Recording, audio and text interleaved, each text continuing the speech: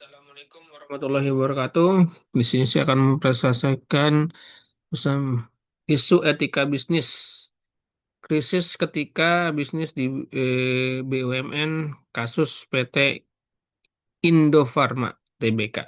Analisis pelanggaran tata kelola, fond keuangan dan dampak stakeholder berdasarkan temuan BPK Republik Indonesia 2024-2025. Oleh saya Firmansyah NIM 23020111089 mata kuliahnya etika bisnis.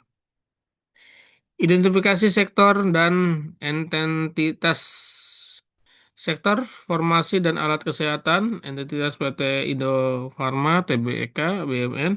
Indofarma merupakan bagian dari holding BUMN farmasi yang memiliki peran strategis dalam penyediaan obat-obatan dan alat kesehatan bagi masyarakat Indonesia.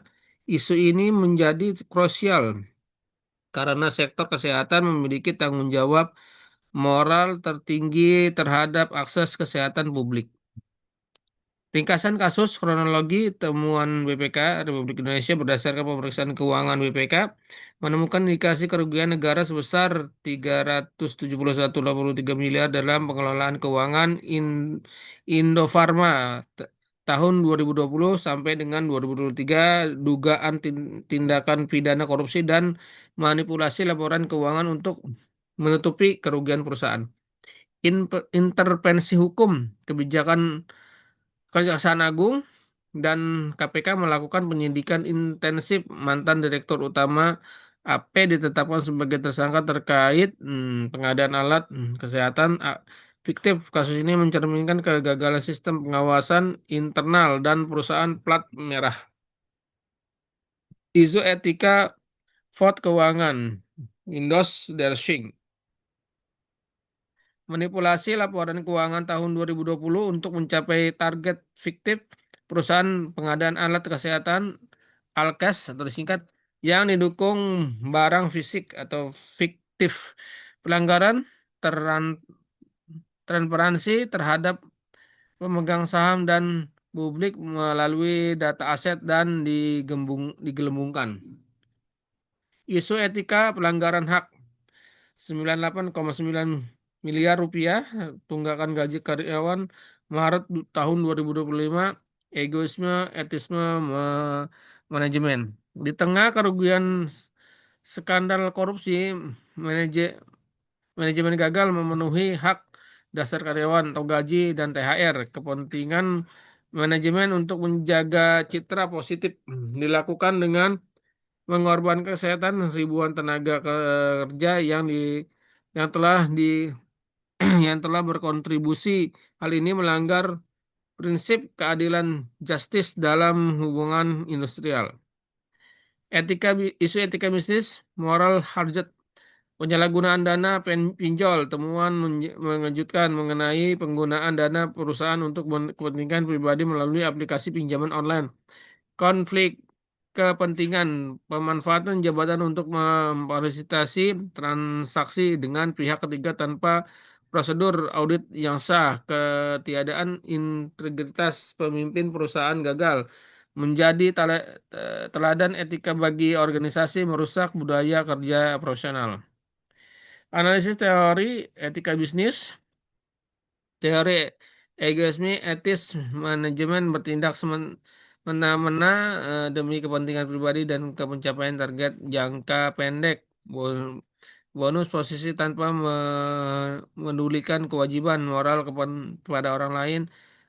Aksiomas, aksioma. Tindakan dianggap benar hanya jika menggantungkan diri sendiri, menguntungkan diri sendiri.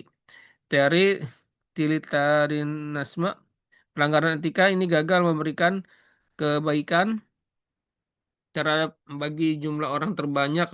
The great the great good. Korupsi hanya menguntungkan ke segelintir oknum, namun merugikan ribuan karyawan, hilang pendapatan negara, kerugian finansial masyarakat, penurunan kualitas layanan farmasi. Dampak bisnis dan investor.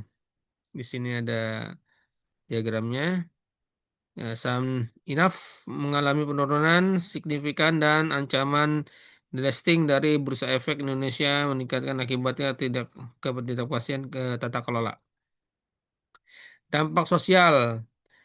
Dampak sosialnya adalah akses kesehatan sebagai BUMN farmasi, ketidakstabilan informasi berpotensi mengganggu rantai pasok obat-obatan esensial nasional, konsumen masyarakat merugikan dengan potensi penurunan kualitas dan kelengkapan alat kesehatan akibat gagal pengoperasian kerusakan kepercayaan terhadap institusi negara BUMN seharusnya melayani rakyat. Rekomendasi tata kelola yang ya, audit invest, investigatif berkala melibatkan auditor eksternal independen dan BPK secara rutin dan untuk mencegah window dressing. With whistleblower system, rekonstruksi sistem pelaporan pelanggaran yang aman bagi pegawai untuk melaporkan kritik curang tanpa takut intimidasi. Pilar integritas BUMN, inflasi ISO 37001, sistem manajemen anti penyuapan atau di SMAP secara tertat di seluruh ini manajemen. Rekomendasi 2, rencana aksi etis. Sini ada aspek perbaikan, tindakan rekomendasi, dan tujuan etis.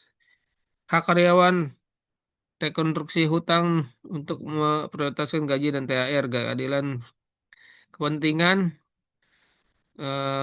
protes berbasis rekam jejak, keteladanan hukum, penegakan serta akuntabilitas, kultur, integrasi organisasi. Sekian, terima kasih. Bisnis tanpa etika adalah ancaman bagi berkelanjutan bangsa. Wassalamualaikum warahmatullahi wabarakatuh.